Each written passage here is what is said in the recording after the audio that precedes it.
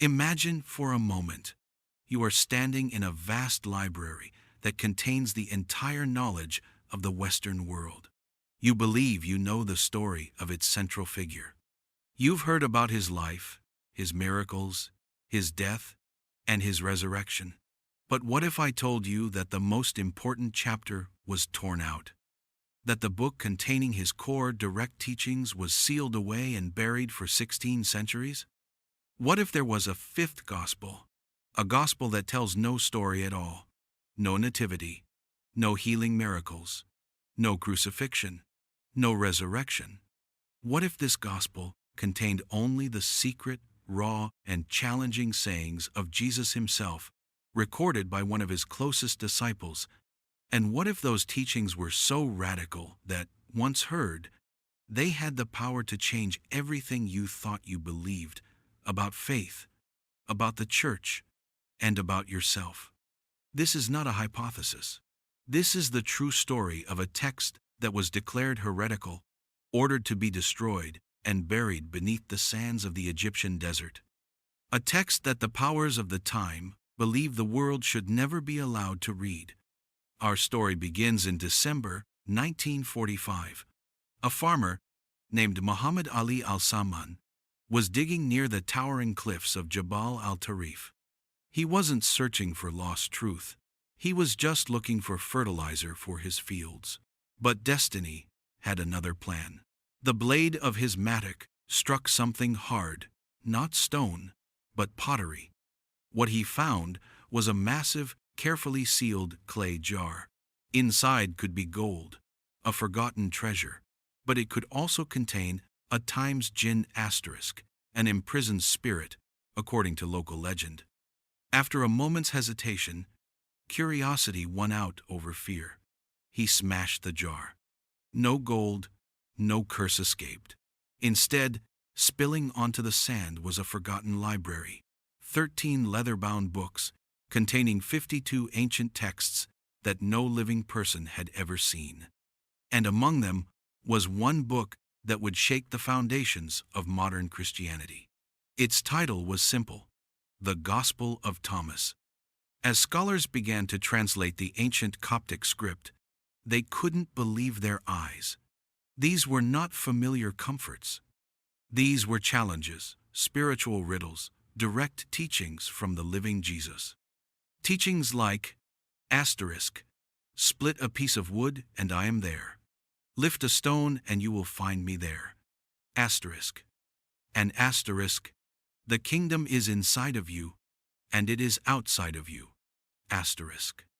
And perhaps, most disturbingly for an organized religion, asterisk, when you know yourselves, then you will be known, and you will understand that you are children of the living Father. But if you do not know yourselves, then you live in poverty, and you are the poverty. Asterisk. This was a path to God that required no priest, no church, no salvation from an external source. It was a path of self-realization. So, what is this strange and beautiful text? Why were its teachings considered so dangerous they had to be erased from history? Who ordered it buried?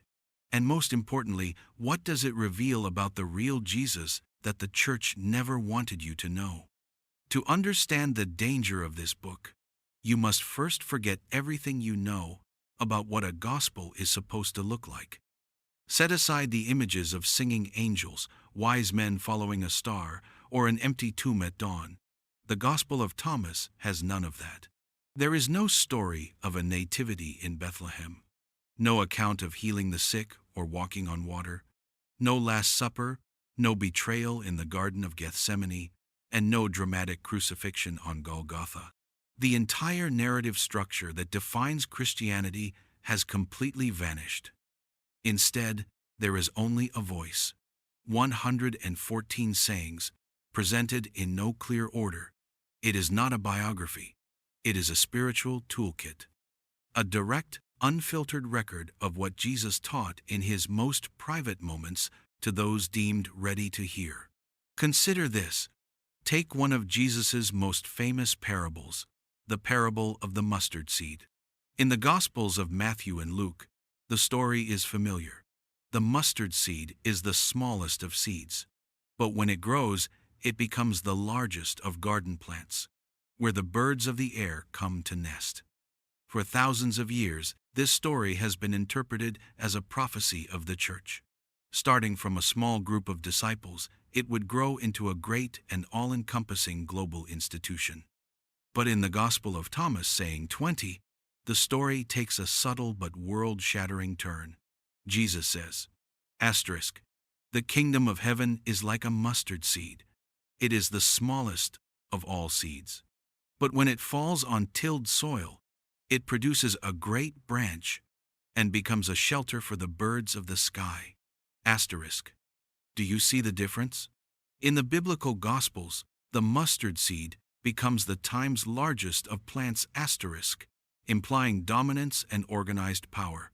But in Thomas, it simply produces a times great branch asterisk, a shelter. The meaning has completely changed. It is no longer a story about an external empire, but about internal potential. A single divine seed within a single individual can grow into a spiritual shelter for oneself and for others. One version speaks of the church, the other speaks of you. This subtle difference is repeated throughout the Gospel of Thomas. It constantly shifts the focus from faith in an external, historical event to the realization of an internal, divine reality. Many scholars today believe that Thomas may represent an older form of record, perhaps closer to what the first disciples heard.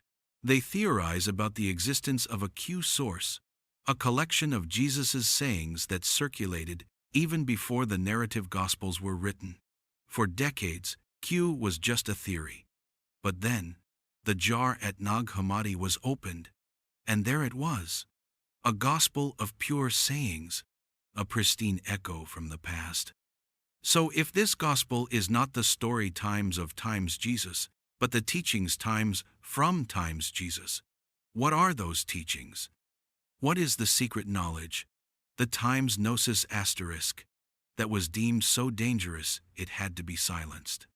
The answer lies in the sayings themselves, and they are more radical than you can imagine. To understand why the Gospel of Thomas was a threat, we must dive into the core of its message. It's a message intended not to build a religion, but to trigger a revolution in human consciousness. The first and most shattering teaching is about the kingdom of heaven. For centuries, believers have been taught to pray for the kingdom to come, to hope for a future paradise, a place after death, or a divine intervention in history. It was something external, ahead, a reward for faith. But in saying 3, the Jesus of Thomas shatters that notion. When his disciples ask, "When will the kingdom come?" he replies, asterisk, "It will not come by watching for it. It will not be said, 'Look here,' or 'Look there.' Rather, the kingdom of the Father is spread out upon the earth, and people do not see it." Asterisk. Then he clarifies, asterisk, "The kingdom is inside of you, and it is outside of you." Asterisk. This is a complete paradigm shift. The kingdom is not a future place or event. It is a state of consciousness, accessible right here, right now. It is not something to believe in, but something to times experience asterisk. Salvation is not a gift granted later, but the realization of the divine nature that already exists within us. For a church beginning to form based on hierarchy, with bishops and priests as intermediaries who hold the keys to the kingdom, this teaching was not just radical, it was subversive. If every individual has direct access to the kingdom, what is the role of the intermediary? The second dangerous teaching stems directly from the first. If the kingdom is within, how do we find it?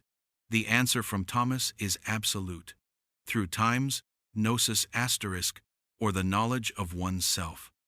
In saying 2, Jesus says, asterisk, "Let one who seeks not stop seeking until one finds. When one finds, one will be troubled."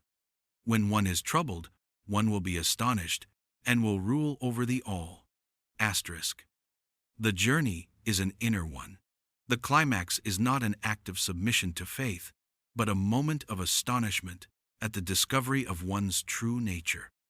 As saying 70 puts it, asterisk, if you bring forth what is within you, what you have will save you.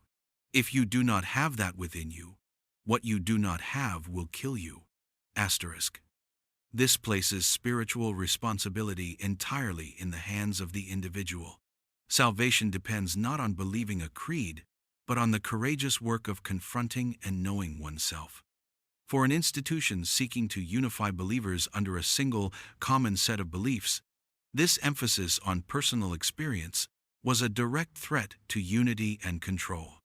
Finally, the Gospel of Thomas presents a worldview that transcends the dualism that underpins Western thought. Its most enigmatic sayings seem to point to a state of unity. Saying 22, asterisk, when you make the two into one, and when you make the inner like the outer, and the outer like the inner, and the upper like the lower, and when you make male and female into a single one, then you will enter the kingdom. Asterisk. This is not the language of theology. It is the language of mysticism. It speaks of dissolving the divisions we use to frame our world, good and evil, light and dark, male and female, human and divine. It suggests that enlightenment lies in recognizing the unity behind all apparent opposites. An inner kingdom, a path through self-knowledge, and a unified reality. These three ideas form the core of the Gospel of Thomas. To us today, they may sound like teachings from a Zen master or an Advaita Vedanta sage. But to the leaders of an early Christianity struggling for survival in the Roman Empire, trying to define a clear creed and build an organized structure, these ideas were not just different. They were a mortal danger. They represented another path, a fork in the road of history that, if taken, might have led to a completely different Christianity than the one we know today. The image of a single, unified early church, where the apostles lived in harmony and shared one common faith, is a beautiful myth, but it is not the truth. The truth is far more chaotic and fascinating. After Jesus' death, the seed he planted did not grow into a single tree. It exploded into a forest of competing truths. For the first 3 centuries, there was no single Christianity. There were many Christianities. In Jerusalem, there were the followers of James, the brother of Jesus, who still lived as devout Jews, observing the law and seeing Jesus as their Messiah. In Greece and Asia Minor, there were the followers of Paul, who preached a radical message that faith in the resurrected Christ was enough for salvation, apart from Jewish law. And spreading throughout the empire, especially in intellectual centers like Alexandria, were the Gnostic communities. They believed that the real message of Jesus was not about faith, but about time's gnosis, time's knowledge. They believed Jesus was a bringer of light, who came to awaken the divine spark sleeping within every human being. For them, the Gospel of Thomas was the quintessential text. This was not a friendly theological debate. This was a battle for the soul of a young faith, a war over reality. Who was Jesus, really, and what was his true message? Eventually, 2 major factions emerged, representing 2 entirely different visions for the future. On one side were those we might call the church builders. Led by organized bishops, they believed that to survive in a hostile Roman Empire, Christianity needed structure. It needed a clear set of rules. It needed a hierarchy of authority, passed down from the apostles. And most of all, it needed a simple, powerful, and unified story that everyone could believe in. Jesus Christ, the Son of God, died for our sins and was raised from the dead. Their central question was, what did Jesus times do, asterisk, and what must we times believe times about him? On the other side were the knowledge seekers, the Gnostics. They weren't interested in building earthly organizations. For them, the true church was not a building of stone, but a community of enlightened individuals. They believed the resurrection was not a physical event in the past, but a spiritual event that happens inside a person when they achieve time's gnosis asterisk. Their central question was, what did Jesus times know asterisk, and how can we times know times it too? The church builders looked at the Gnostics and saw chaos, dangerous secret teachings that could undermine the faith of ordinary people. The knowledge seekers looked at the church builders and saw a hunger for worldly power, an attempt to turn a message of spiritual liberation into another system of control. For nearly 300 years, these two visions coexisted, competed, and sometimes intermingled. But a house divided cannot stand. As Christianity grew from a persecuted sect into a major force in the empire, the pressure to have a single voice, a single truth, became overwhelming. A choice had to be made. A line had to be drawn in the sand. A battle was coming, fought not with swords, but with councils, creeds, and lists of accepted books. One side would be called orthodox, and the other, along with the Gospel of Thomas, would be called heresy. History was about to be written by the victors. In the early 4th century, an event occurred that would forever change the trajectory of Western history.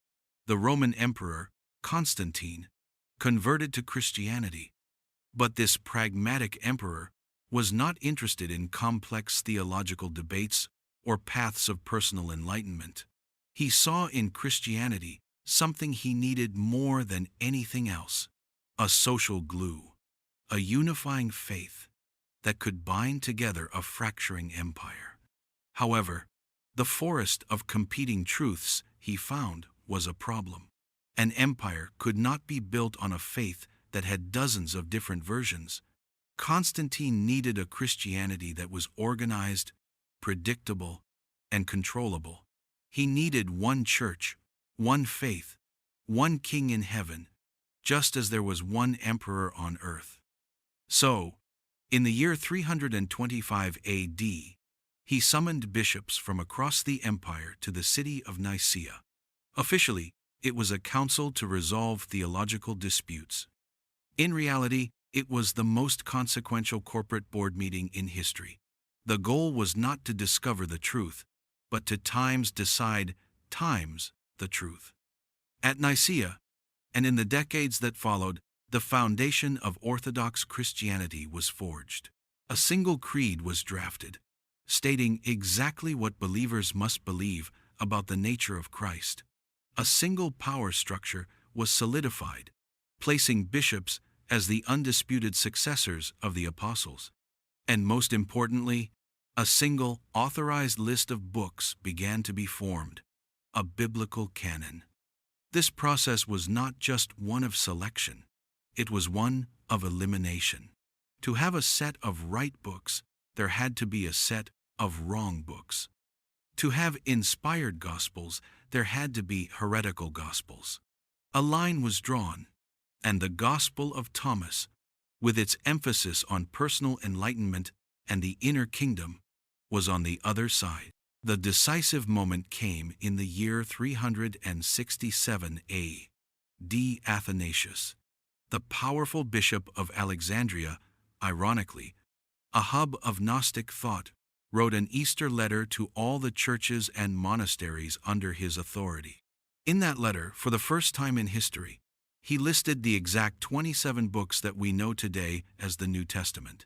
He declared that these books alone were the fountains of salvation. And then, he issued a chilling command. All other books, including those still cherished by many believers like the Gospel of Thomas, were to be eliminated. He wrote, and these words have echoed through the centuries, asterisk, let no one add to these, let nothing be taken away from them. There is to be no mention of the apocryphal books, which are the invention of heretics, asterisks. The order was not just, do not read them. The message was clear. These texts were to be destroyed, erased, forgotten. The purge had begun. The battle for the soul of Christianity had a winner. And the Gospel of Thomas, along with countless other texts, was condemned to disappear from history. Athanasius's order was a death sentence for ideas. Across Egypt and beyond, manuscripts were rounded up and put to the torch. The diverse voices of Christianity were systematically silenced. A single version of the story was being cemented with the authority of both church and empire. History, it seemed, was sealed. But history has a strange habit of disobeying orders. Near Nag Hammadi, along a bend in the river Nile, lived communities of secluded monks. Their lives were a cycle of prayer, labor, and most importantly, the copying of sacred texts. They were the custodians of knowledge. When the letter from Bishop Athanasius arrived, it must have sent a shockwave. Imagine being one of those monks. You have spent your life contemplating the deep sayings in texts like the Gospel of Thomas. You have felt their truth. And now, a distant power, a bishop acting as a prince, orders you to consider these teachings heretical, orders you to take the scrolls you have reverently copied by hand and cast them into the fire. For these monks, this was not a simple administrative command. It was a crisis of faith. How could they believe that words they believed were spoken by the living Jesus himself could be the product of demons? How could they participate in the destruction of something they held sacred? They were faced with a choice: obey authority and betray their conscience, or disobey and risk being branded heretics themselves. They chose a third path, an act of quiet, ingenious rebellion. Under the cover of the desert night, these anonymous monks performed one last ritual. They did not burn their books. They gathered them, carefully placing them into a large clay jar, a ceramic coffin for forbidden knowledge. They sealed it, not with a curse, but with a blessing. And then, they carried the jar to the base of the cliffs of Jabal al-Tarif, dug a grave in the earth, and gently laid their treasure to rest. They buried it, not out of shame, but out of hope. This was not an act of hiding. It was an act of preservation. They weren't burying these texts times from times the world. They were protecting them times for times the world. They were librarians of the soul, guardians of a forbidden truth, gambling on a belief that a future humanity would be ready for a truth their own time could not bear. They planted a seed of knowledge in the earth, trusting that one day, in a distant future they would never see, the ground would open and the truth would again be revealed. They were right. For nearly 1,600 years, as empires rose and fell, as religious wars ravaged continents, and as a single version of Christianity spread across the globe, their secret remained safe in the earth. It lay there, waiting. And so the jar was opened. The secret, buried for 16 centuries, was finally exposed to the light of the sun. But what does this forbidden text truly reveal? The answer is as profound as it is controversial. It reveals a different Jesus. For nearly 2,000 years, the Western world has been given a familiar image of Jesus, an image carved in stained glass, painted in Renaissance masterpieces, and preached from pulpits. This is Jesus, the Son of God, the sacrificial Lamb, the coming King. His identity is defined by his story, by what happened times to times him, his birth, his death, and his resurrection. But the Gospel of Thomas shatters that stained glass image. It shows us a figure far more mysterious and mystical. A figure whose identity is defined not by what happened to him, but by what he knew and what he wanted us to know for ourselves. The Jesus of Thomas is not an object of faith. He is a guide into the labyrinth of the soul, a master of radical self-awareness. His teachings, stripped of all narrative, resonate strangely with the other great wisdom teachers of humanity. When he says, asterisk, when you know yourselves, then you will be known. Asterisk, we hear an echo of Socrates in the streets of Athens, who taught, asterisk, know thyself, asterisk, when he says, asterisk, the kingdom is inside of you. Asterisk, we hear an echo of the Buddha under the Bodhi tree, who taught that enlightenment comes not from an external God, but from discovering the Buddha nature within. When he speaks in enigmatic paradoxes, asterisk, whoever finds the world has found a corpse, asterisk, we hear an echo of Lao Tzu, who wrote riddles that challenge conventional thought. This is not to say that Jesus was just another sage. He spoke from within the unique context of his Jewish heritage, but his times the method revealed in Thomas, is that of a universal spiritual master. He does not issue laws to be followed. He poses questions that fracture the mind. He does not give answers, but points to a path. In the biblical Gospels, Jesus says, I am the way, the truth, and the life. The emphasis is on the I. He is the object of salvation. But in Thomas, there seems to be a shift. The focus is not on the person of Jesus, but on his sayings. The teachings are the keys. They are tools designed to unlock the divine potential within the listener. Jesus is not an answer to be worshipped, but a question to be lived. Many scholars today believe that Thomas may bring us closer to the historical voice of Jesus than any other text. That perhaps this is the primordial layer of teachings before they were woven into the theological narratives of the story Gospels. That perhaps this is a more authentic echo of a wisdom teacher who walked the hills of Galilee, not just to announce a coming kingdom, but to awaken the kingdom that was already present in every heart. If this is true, what does it mean? If Jesus' most secret teaching was not about how to worship him, but how to become like him. If the ultimate goal was not faith, but enlightenment? That is the question the Gospel of Thomas asks us after nearly 2 millennia of silence. And it is a question that could change everything. The jar at Nag Hammadi was found in 1945. Amidst the ashes of humanity's most brutal war, at the dawn of the atomic age, the desert decided to give back its secret. Is this a coincidence? Or is it the fulfillment of a prophecy, a quirk of destiny, that this buried knowledge could only be found at the exact moment humanity needed it most? We live in an age of profound spiritual hunger. Like the people of the first century, many of us are losing faith in institutions, in prepackaged answers, in the systems of power that promised salvation, but seem to have delivered division. We are in the midst of a crisis of meaning. Who are we? Why are we here? Where do we search for truth when the voices outside have become too loud and contradictory? And into this moment, the Gospel of Thomas reemerges. It comes not as a new answer, but as an ancient, forgotten question. It offers not a creed to cling to, but a path to walk. That path does not lead to a church, a temple, or a holy mountain. It leads inward. The message of Thomas is as radical today as it was in the 4th century. It doesn't ask for your faith. It asks for your participation. It doesn't demand your obedience. It demands your courage.